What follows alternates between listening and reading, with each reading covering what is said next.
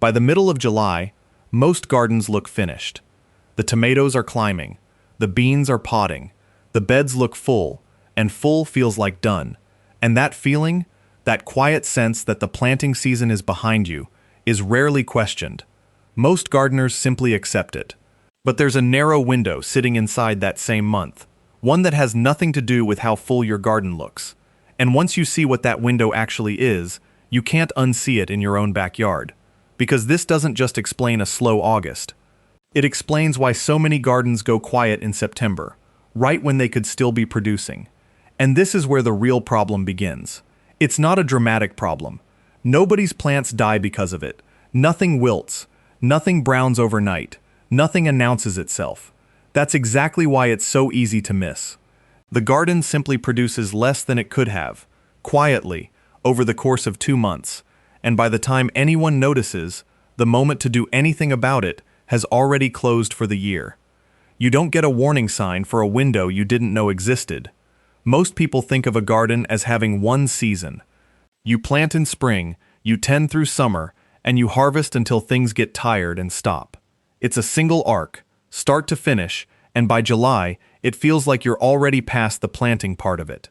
The soil is warm, the early crops are established, and the idea of sowing something new into a bed that already looks busy feels backward.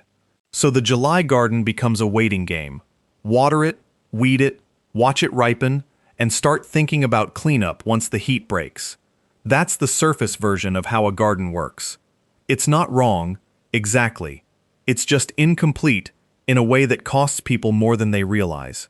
Here's what's actually happening underneath that assumption. A garden doesn't run on one planting calendar. It runs on 2, layered on top of each other, and most people are only using one of them. The first calendar is the one everyone knows, the spring calendar, tied to your last frost date, telling you when it's safe to put tender plants in the ground. The second calendar is the one almost nobody is taught, and it runs backward instead of forward. It starts from your first fall frost date and counts back from there, and it opens a completely separate planting window in the exact weeks most people think planting is over. The logic is simple once you see it laid out. Every vegetable has a number attached to it, days to maturity, printed right on the seed packet, mostly ignored. A radish might need 30 days. A bush bean might need 55 to 60. A head of broccoli started from a transplant might need 60 days from the day it goes in the ground. If you know your average first frost date, you can count backward from it, subtract that number of days, add roughly 10 to 14 days of buffer for slower fall growth, and you land on the exact last safe date to plant that crop. That date isn't a guess, it's arithmetic. And for most of the country, when you actually do that math for the fast-maturing crops, the number you land on sits right in the middle of July. That's the window. Not a metaphor, not a marketing phrase, an actual calculable date range, different for every gardener, sitting inside a month that everyone else has already mentally filed under harvest, not plant. Walk through the arithmetic once, and it stops being abstract. Say your average first frost lands around October 10th, a fairly typical date across a wide swath of the country. A bush bean needs somewhere around 55 days to mature. Count backward 55 days from October 10th, and you land in the middle of August, which already tells you something useful. Beans still have real room. Now try a beet, which needs closer to 60 days, plus root vegetables generally want an extra buffer because fall growth slows as daylight shortens. Add that buffer in, and your safe planting date moves earlier, into late July. Try broccoli from transplant, at roughly 60 days from the transplant date rather than the seed date, and work backward from when that transplant actually needs to go in the ground, and you're often looking at starting the seedlings indoors in the first half of July just to have a plant ready in time. 3 different crops, 3 different deadlines, all sitting inside the same few weeks, and every one of those deadlines was sitting there the whole time, whether or not anyone bothered to do the subtraction. That's the mechanism. It isn't mysterious once you see it, and it isn't a matter of opinion or regional folklore. It's a fixed number on a seed packet, a fixed date from your local climate records, and basic subtraction between the two. Here's the part that changes how you look at your own garden. The empty patch where your spring radishes or peas used to be isn't a finished space. It's an open slot with a second harvest still available inside it, and every week that slot sits empty and unplanted is a week of growing time you are never getting back, because that backward counting clock doesn't pause for you. It runs whether you use it or not. So why did this quietly disappear from how most people garden? It's not that anyone hid it. It's simpler than that, and slightly more mundane, which is exactly why nobody notices it happening. Garden centers are built around a spring selling season. The seed displays go up in March, peak in April and May, and by the time July arrives, most of that retail space has already been cleared out for patio furniture and school supplies. If the only place you ever learn what to plant is a rack at the store, and that rack is empty by July, the store has quietly told you the season is over, not through anything anyone said, just through what's no longer on the shelf. That's not a conspiracy. It's a supply chain built around when things sell best, not around when your soil is still capable of producing food. Layer onto that a culture that's mostly forgotten what our grandparents' generation treated as ordinary. Continuous cultivation, planting a bed 2 or 3 times in a single season instead of once, used to be standard practice, especially in households that depended on a garden for a meaningful share of their food. It wasn't a special technique. It was just how you used the ground you had. As fewer households gardened out of necessity, and more gardened as a hobby, squeezed into a few weekends a year, that second and third planting round faded out of common practice, not because it stopped working, but because fewer people were around to pass it down. The backward counting calendar isn't gone. The people who used to teach it mostly are. There's a second, quieter reason too. Most gardening advice is written and consumed in spring, because that's when people are actively searching for it, when the enthusiasm is highest and the questions are loudest. By July, search interest in how to start a garden has already dropped off a cliff, so less gets written about this exact month, which means less gets found, which means fewer people ever stumble across the backward counting method in the first place. It's a feedback loop built entirely out of attention patterns, not intention. Nobody sat down and decided to leave this out. The information simply follows where the audience already is, and by midsummer, most of the audience has mentally checked out of the planting part of the year. And this is the part most people miss. The cost of that gap isn't a smaller harvest. It's a second harvest that never happens at all. Think about what an empty bed in August actually represents. It's not neutral. It's not just resting.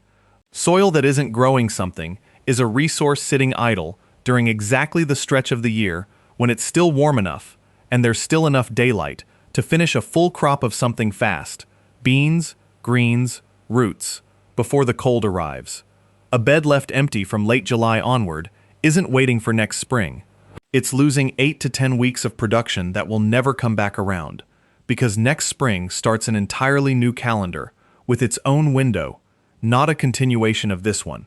Every summer that passes without using that window is a harvest quietly subtracted from the total the same plot of ground could have given you. And this connects to something bigger than any one vegetable bed. It's the same pattern that shows up anywhere a system quietly narrows from continuous to single use. A fruit tree pruned only once a year instead of managed through its full cycle. A kitchen that cooks only what's in season instead of preserving the surplus. A skill that used to be common knowledge and is now something you have to go looking for. The garden version is just the easiest one to prove to yourself, because you don't need a study to check it. You need a tape measure and a calendar.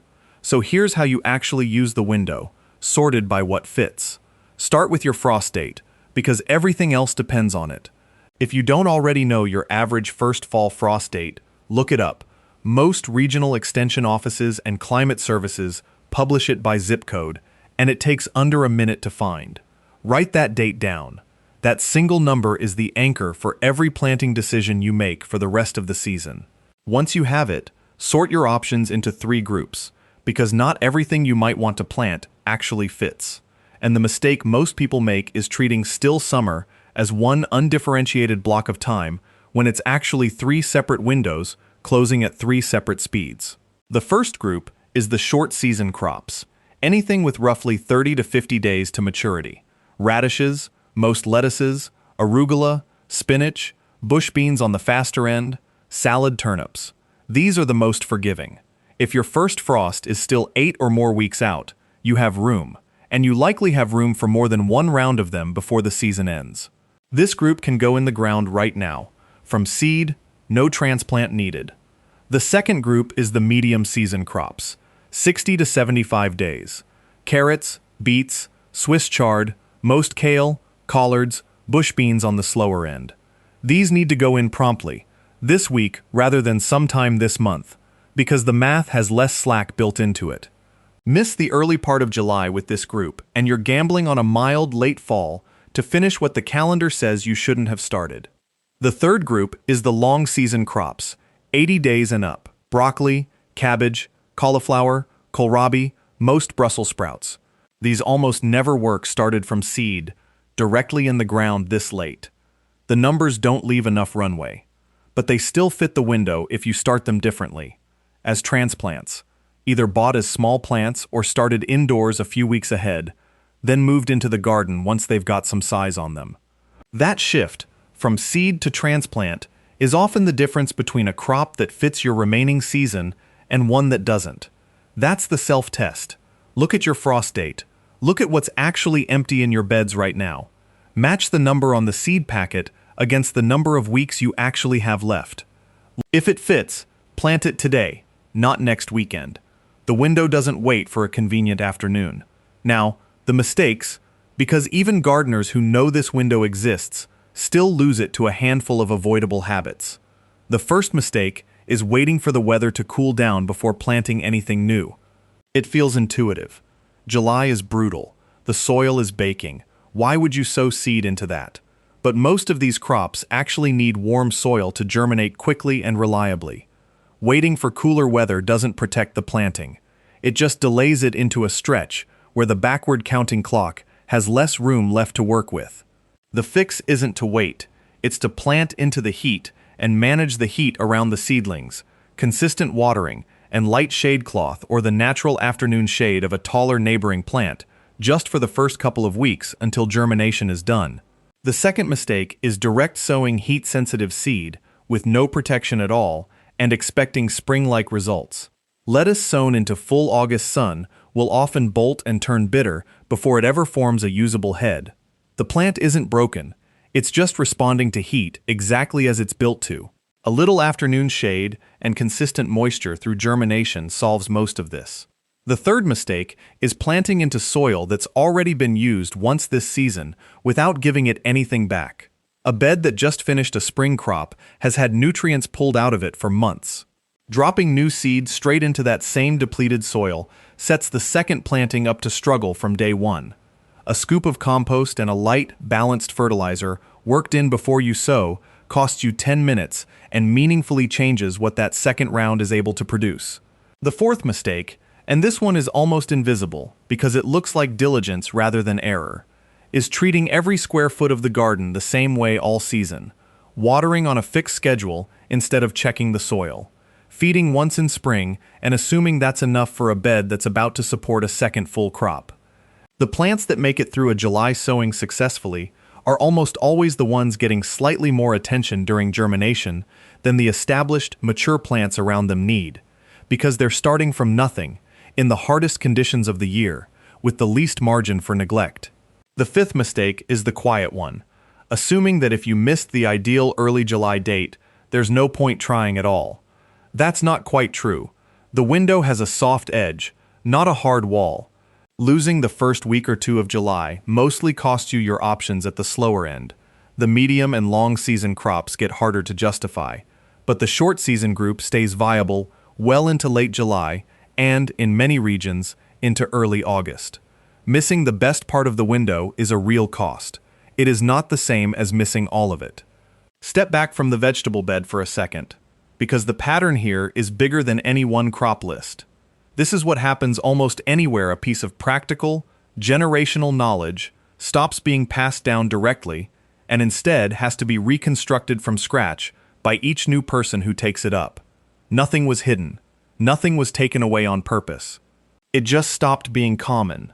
the way a lot of household-level self-sufficiency skills stopped being common. Once fewer people needed them to eat. The knowledge didn't vanish from the world. It became something you have to go looking for, instead of something you simply absorbed by watching someone else do it every July of your childhood. I think about an older neighbor a lot of gardeners have had at some point, the kind who always seemed to have a second, quieter round of the garden going that nobody else's yard had. Beans coming on in September, when everyone else's beds had gone brown. Beets pulled in October, sweeter than anything from July because a light frost had touched them. It never looked like a technique. It looked like luck, or like an old-timer's private trick, something that didn't get explained because nobody ever thought to ask, and by the time you thought to ask, there wasn't anyone left who remembered to answer. That's not a story about one household. It's the same quiet handoff that happened in a lot of families, at a lot of kitchen tables, and it's most of the reason this window feels like a secret today, when it used to just be Tuesday. None of this requires you to overhaul your garden or start treating it like a second job. It requires one date, written down, and one afternoon this week spent matching what's still empty against what still has time to finish. That's the whole practical shift. Not more work. The same work, just not stopping halfway through the calendar the way most people quietly do without ever deciding to. This same pattern, a window that quietly closes while everyone assumes the season is already over, shows up again once autumn actually arrives, in exactly what it takes to protect what you just planted from that first frost, instead of losing it to the very deadline you worked around to get there. And once you see how that part works too, the whole shape of a full growing season starts to look very different from the version most people are working with.